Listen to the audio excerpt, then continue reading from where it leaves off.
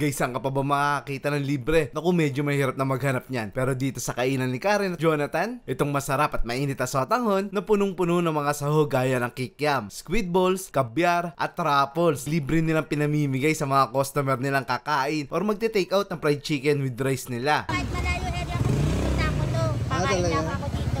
And libre Masarap po, libre sotanghon dito, sir. Talaga pinipre nyo lang ano? Yes po, free sotanghon po tayo yan. Sobrang init pa po niyan. Sobrang init nito. Yes po. May mga laman na oh. Baka sabihin nyo sa baw lang meron siya Meron noodles. po. Tapos ito may pansit po tayo, 30 order. Pwede po tayo mag-20 kalahati, sir. Oh, dito pwede pa pala 20 kalahati. Yes po. May dine-in sila dyan sa likod. Opo. Dito po sa ganyang kaano, 50 with rice lang po yan.